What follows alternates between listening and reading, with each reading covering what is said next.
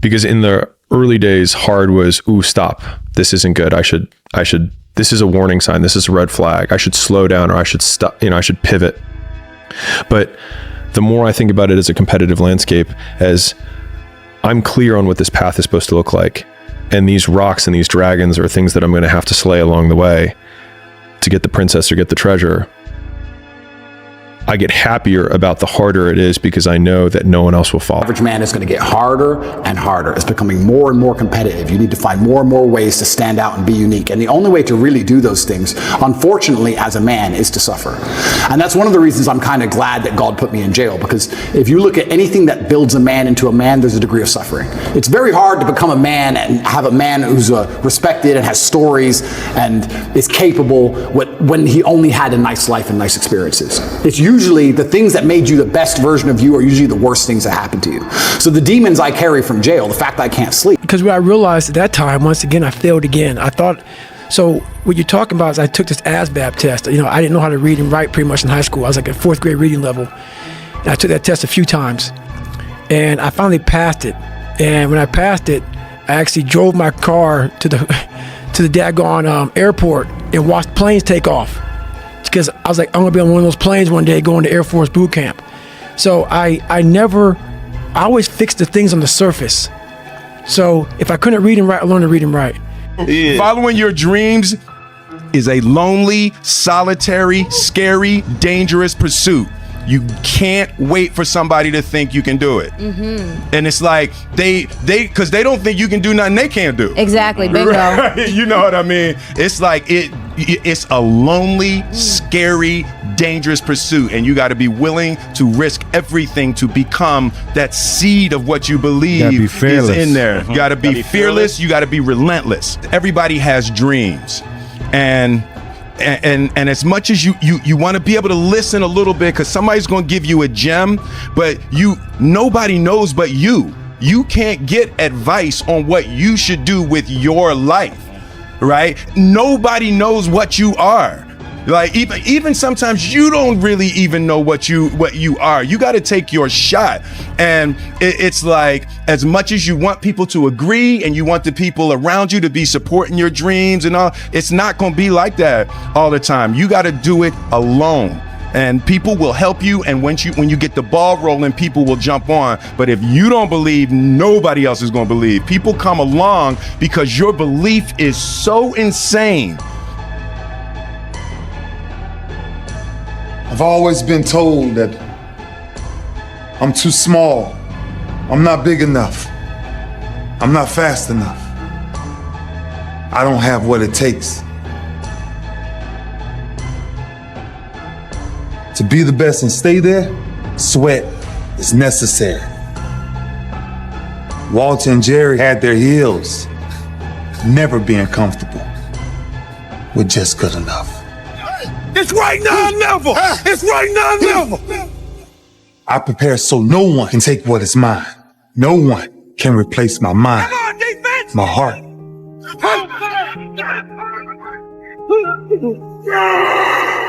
Lombardi-inspired men. And now our biggest prize bears his name. I'm older. Of course I'm older. That's the beauty of it. 16 years plus.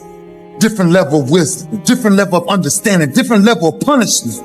I want to live long after my records have fallen, long after my rings have tarnished. And whatever you got to do to make sure you chase your legacy every second of your life. Will you be remembered? How would you be remembered? Why wouldn't you fight for the greatest achievement ever? Man, it was it was just, it was emptiness. It was just, and then people who we thought was our friends and that we say we're gonna be good to, they just started, when he died, they started going in for the kill. You just want to grasp me for. That your belief is so strong that makes people be like, yo, this crazy asshole. Grow or die was the basic central premise that we were working with. That if you don't grow, you will perish. There's one relationship that you have to maintain, and that's the one with you. Who knocks out everybody and no one can whoop him. That's when that little Cassius Clay from Louisville, Kentucky came up and stopped Sonny Liston, the man who annihilated Floyd Patterson twice. He was gonna kill me. But he hit harder than George. His reach was longer than George. He was a better boxer than George. And I'm better now than I was when you saw that 22-year-old undeveloped kid running from Sunday Liston. I'm experienced now, professional. Jaw's been broke, been lost, knocked down a couple times. Bad. Been chopping trees. I done something new for this fight. I done wrestled with an alligator. That's right. I have wrestled with an alligator. I done tussled with a whale. I done handcuffed lightning, throw thunder in jail. That's bad. Only last week, I murdered a rock, injured a stone, hospitalized a brick. I'm so mean, I make medicine sick. Man, dude. Bad. Ain't no doubt. Fast. Last night, I cut the light off in my bedroom, hit the switch, was in the bed before the room was dark. Incredible. Fast. Incredible. And you, George Foreman, all of you chumps are gonna bow when I whoop him. All of you. I know you got him. I know you got him picked, but the man's in trouble. I'm gonna show you how great I am. In order to be able to think, you have to risk being offensive. I mean, look at the conversation we're having right now. You know, like you're certainly willing to risk offending me in the pursuit of truth. Why should you have the right to do that? It's been rather uncomfortable. People only root for people who don't need it. Like the amount of times when I was on my lonely path where I was too different from the friends that I had, but not successful enough to be friends with the people that I wanted to be friends with. That's when you want people to root for you. That's when you want people to support you. Once you've already won, people are like, he's amazing, he's so good. But like, that's the time when you need it the least. And so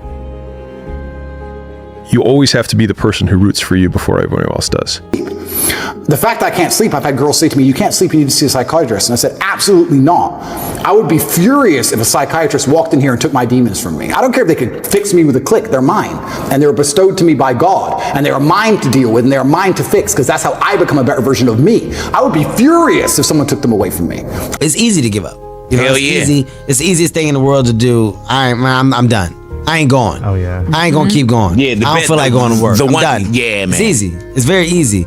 But what's hard is going, yo, yesterday I got nothing from working as hard as I could. Nothing happened from that. I'm gonna do the same thing again today, but I'm gonna try to go harder. That's the hardest thing in the world. To get up every day and give 100% and be in the same position that you were each day, but mentally know that you're trying and trying and trying. That's a real grind.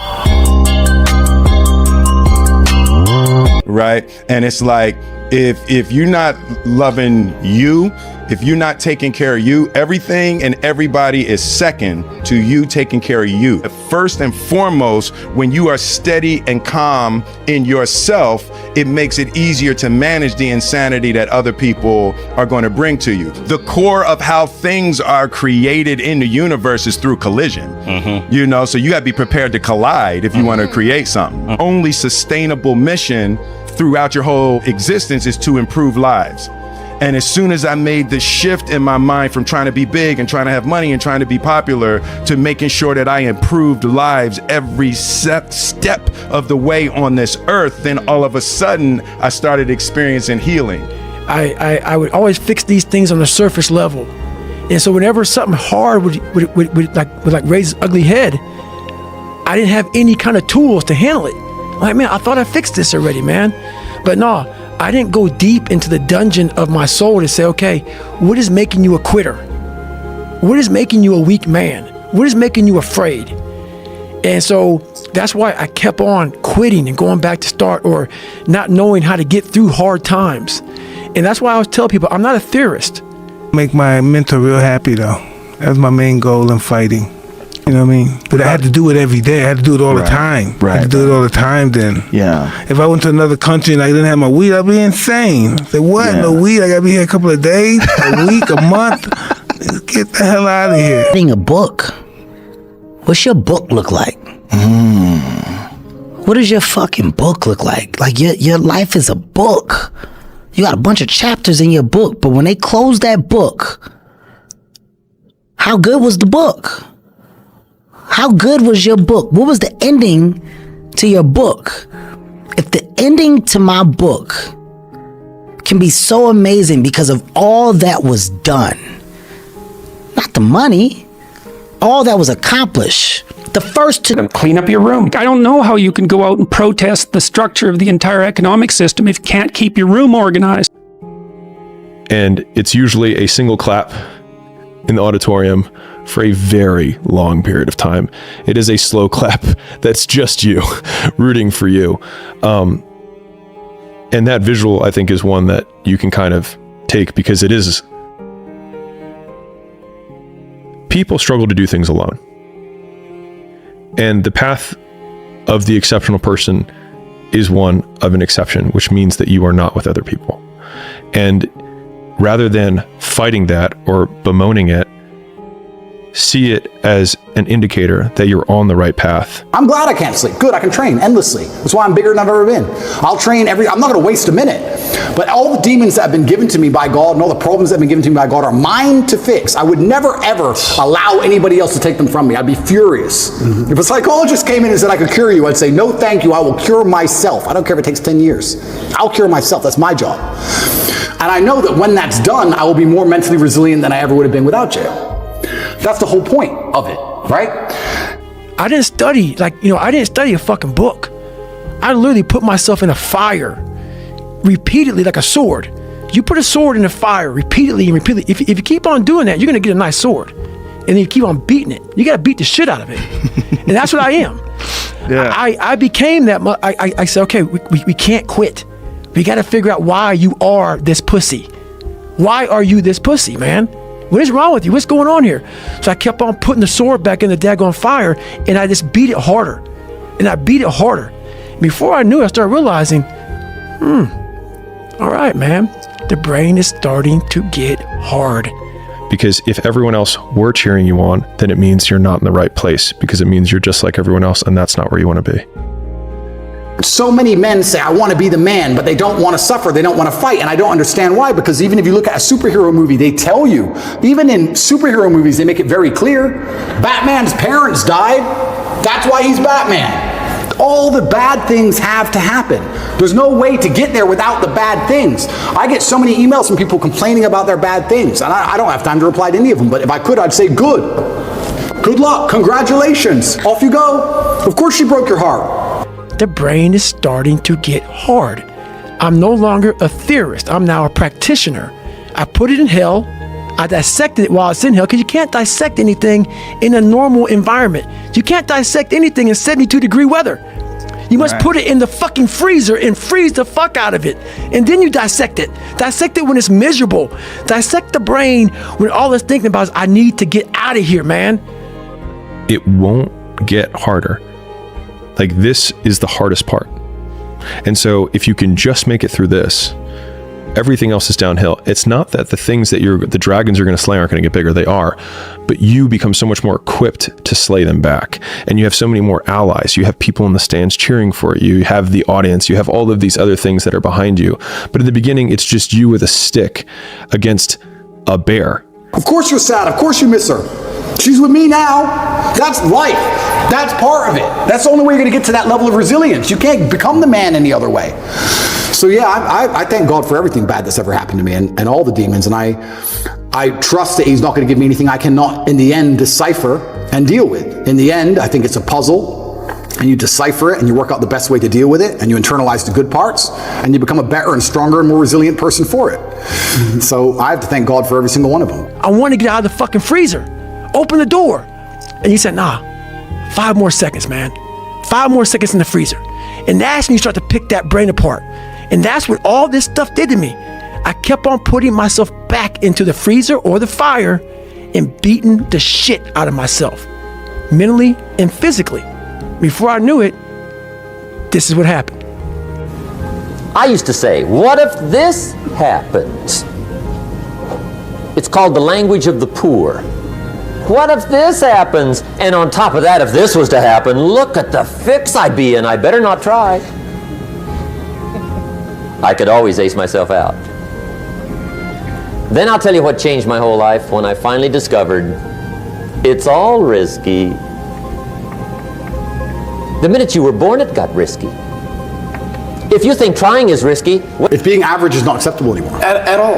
It's not acceptable anymore, and it's not acceptable in the sexual marketplace, but it's also just not acceptable, I don't think, even in life anymore. Period. You have to diversify now so much to even protect yourself. The idea that you can just be a law-abiding citizen in a country and just work your job and be okay is gone. It's gone. If COVID doesn't prove that, I don't know what will. Yeah.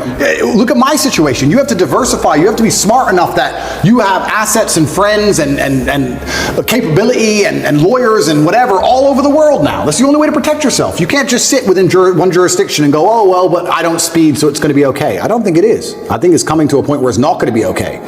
And arguably that fight is a harder fight to win than beating a dragon when you have a nuclear bomb and 6 nations behind you. And so it's not even like the size of the hardship, it's just also the resources and how few of them you have, and how so much of the beginning is literally burning the one thing you have, which is time. Because you have no leverage. You don't have the money to pay other people to help you. You don't have the resources to go like get someone no one can learn it for you. It's like there's a lot of the things that we care about a lot. Like no one can work out for you. It doesn't matter how much money you have. No one can learn skills for you. I'm glad I'm not young. And I'm starting to say that now. I'm glad I'm not young. Because I'm telling you, it's going to be scary, right? Because the world is hyper-competitive. Every single thing in the world is competition. I don't think people realize I'm a hyper-competitive person because I understand that every single thing I want, somebody else wants. The girl I want, other people want. The car I want, other people want. The house I want, other people want. The lifestyle, the jet, every single thing you want, somebody else wants. It's a massive competition. As a man, you have 2 choices. You either accept that as a massive competition and try and play the game, or you just try and pretend it's not a competition and live in perpetual failure. And so in the early days, like it feels so painful because you're like, you look around to see who can help you, and then you're like, fuck, it's me again. And I think getting comfortable with the idea that each of these things, kind of like Slumdog Millionaire, if you've seen that movie where I'll give you the TLDR, he goes through his entire life of randomness, and he gets on the Who Wants to Be a Millionaire version in India, and it has 12 questions to make $1 million. And from only 12 random experiences in his life that seemed meaningless at the time, was he able to answer all of the questions and then ultimately win. People think a lot of times about me that I'm angry. Oh my God, you sound so angry. You cuss so much. Oh my God, why you cuss so much? Why are you so crazy? If you read my book, I cannot explain my life by saying, hey, it was a Merry fucking Christmas, man. No, it wasn't. I want you to go there with me. I'm taking you there with me. I'm a storyteller. The skills that you develop along the way, like Steve Jobs learning calligraphy that then became Apple fonts that, transformed how we type. Those early days, that little trench winning in the weeds, oftentimes gives you these huge advantages later on because you have more context than anyone else. And so rather than lament them and hate the fact that you're going through it, remembering that these will be arrows that you put in the quiver that you're going to be using to slay the future bigger dragons. And it's going to become hyper competitive. The world already is. You're not going to be able to compete with a person with a computer brain. So you're going to have it because you can't compete. Then once you have it, then who knows? Can they turn it off? I don't know. Can they turn you off? I don't know. Can they inject the slave mind programming directly through the chip? I don't know. That's scary. I would never want to do that, but it's going to get to a point where you're not even a person without it. The slave mind programming directly through the chip? I don't know. That's scary. I would never want to do that, but it's going to get to a point where you're not even a person without it. You can't function without it. You're a second-class citizen without it. Competition then, though? What happens to competition then? Is it going to be whoever has access to the best technology, whoever has the most recent upgraded version of XYZ Neuralink chip? Absolutely. It's going to become scary. I'm glad I'm not young. I hope it doesn't happen while I'm alive. I don't know. It's going to be an interesting world. Does it inspire you to want to have more kids, or you're like, that's indifferent? I'm going to have the kids. I'm not worried about that. I think I think in the 1700s they're probably saying the same thing. The future's over, and the future ain't that bad. So there'll be a way it will work out. I just have to instill within them the same values I have, and they'll find a way to work it out, and hopefully they'll be okay. PBD, you always say the future looks bright. I mean, you must be concerned. You've got 4 kids. I would have 20 more right now if I could. If I would have 20 more kids right. I don't know how you feel about it. I'd have 20 more kids right now if I could. Absolutely love children. There's nothing bad about having children. The only thing I wish I did is start earlier. It's the only thing. The only thing I wish I did was start. Well, listen, right now, I don't know if you know, if you need some inspiration, there's this guy named Al Pacino. I saw that. Who had a kid at 82 when his girl was 29 years old, and De Niro had it at 79. Wow. Well, so it's never too late. You're never 36. too late. If you got the testosterone level of 32. And I'm here to tell you today, if you got somebody came in my office the other day crying. I said, look, don't cry to give up, cry to keep going. Don't cry to quit. You already in pain, you already hurt. Get a reward from it. Don't go to sleep until you succeed. So listen to me. Emmett Smith said this at the end of the commercial. Emmett Smith said, all men are created equal. Some work harder in preseason. I'm gonna say it again because you might have missed it. All men are created equal. Some work harder in preseason. It's not about where you come from. It's about heart. You come to a place where, being smart ain't enough. You gotta have heart. The most important thing is this, to be able at any moment to sacrifice what you are for what you will become.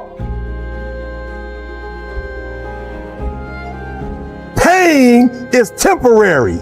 There's a saying, when the devil ignores you, then you know you're doing something wrong. Wait, I'm not done now. The devil goes, oh no, leave him alone. Man, he's my favorite. Don't you bother him. Yeah. Conversely, when the devil comes at you, maybe it's because you're trying to do something right. Because what I realized at that time, once again, I failed again. I thought, so what you're talking about is I took this ASVAB test. I didn't know how to read and write pretty much in high school. I was like at fourth grade reading level. And I took that test a few times. And I finally passed it. And when I passed it, I actually drove my car to the daggone airport and watched planes take off. Because I was like, I'm gonna be on one of those planes one day going to Air Force boot camp. So I always fixed the things on the surface. So if I couldn't read and write, I learned to read and write. I would always fix these things on the surface level. And so whenever something hard would raise its ugly head, I didn't have any kind of tools to handle it. I'm like, man, I thought I fixed this already, man. But no, I didn't go deep into the dungeon of my soul to say, okay, what is making you a quitter? What is making you a weak man? What is making you afraid?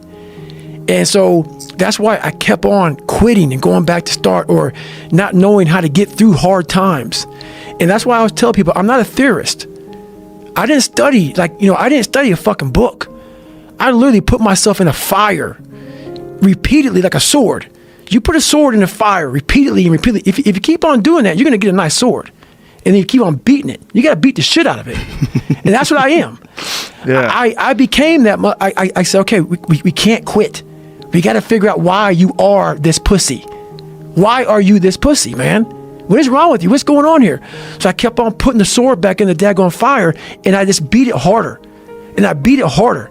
Before I knew it, I started realizing, all right, man, the brain is starting to get hard. The brain is starting to get hard. I'm no longer a theorist. I'm now a practitioner. I put it in hell. I dissected it while it's in hell, because you can't dissect anything in a normal environment. You can't dissect anything in 72-degree weather. You must put it in the fucking freezer and freeze the fuck out of it. And then you dissect it. Dissect it when it's miserable. Dissect the brain when all it's thinking about is, I need to get out of here, man. I want to get out of the fucking freezer. Open the door. And you said, nah, 5 more seconds, man. 5 more seconds in the freezer. And that's when you start to pick that. Behind my generation. In particular, Barry Jenkins. Young people understand, this young man made 10, 15, 20 short films before he got the opportunity to make Moonlight. So never give up. Without commitment, you'll never start. But more importantly, without consistency, you'll never finish. It's not easy. If it was easy, there'd be no Kerry Washington. If it was easy, there'd be no Taraji Henson, P. Henson. If it were easy, there'd be no Octavia Spencer. But not only that, if it were easy, there'd be no Viola Davis. If it were easy, there'd be no Michael T. Williamson, no Stephen McKinley Henderson, no Russell Hornsby. If it were easy, there'd be no Denzel Washington. So keep working, keep striving, never give up, fall down 7 times, get up 8. Ease is a greater threat to progress than hardship. Alexander, Napoleon, I know the more. I read the more, I studied the more. I know the art of fight, I know the art of war. That's all I ever studied. That's why I'm so feared. That's why they feared me when I was in the ring, because that's all I was an annihilator. That's all I was born for. And now those days are gone. It's empty. I'm nothing. Last night I had a dream. When I got to Africa, I had one hell of a rumble. I had to beat Tyson's behind first for claiming to be the king in the jungle. For this fight, I've wrestled with alligators. I've tussled with a whale. I done handcuffed lightning and put thunder in jail. You know I'm bad. I have murdered a rock. I injured a stone, and I hospitalized a brick. 3 weeks for this fight, I had to bury my best friend. And I dedicated this fight. I wasn't going to fight. I dedicated this fight to him. I was going to rip his heart out. I'm the best ever. I'm the most brutal and vicious and most ruthless champion there's ever been. There's no one can stop me. Lynx is a conqueror. No, I'm Alexander. He's no Alexander. I'm the best ever. There's never been anybody as ruthless. I'm Sonny Liston. I'm Jack Dempsey. There's no one like me. I'm from Nairclaw. There's no one that can match me. My style is impetuous. My defense is impregnable. And I'm just ferocious. I want your heart. I want to eat his children. Praise be to Allah. Are you saying now, Mike? That's right. The things that have happened to me that have been exposed, I'm fine with it all. I don't hide from it. I don't run from it. I don't avoid any of it. I'm fine. It's all right. It's a bed that I made for myself. I happily lay in it, and I'll be fine figuring it out, moving forward. Sun don't stop for nobody, man. Sun don't fucking stop. Sun gonna be up in the morning regardless. That sun is gonna be up in the morning regardless of how I fucking feel and how depressed I am. The sun is gonna fucking shine in the morning, and at nighttime the moon gonna be there, and you gonna look up. These days gonna keep going by. So do you let the days go by and look up and you done wasted a year doing what? Or do you just pick it up? All right, well, gotta figure it out. Made some mistakes. Life goes on. Let me figure out life from this point. I'm a life goes on type of guy. You're a bad motherfucker, Kevin Hart. You're very, very, very inspirational, and I'm really glad you came down here and talked about it. And I'm more than glad. I think that it took too long, actually.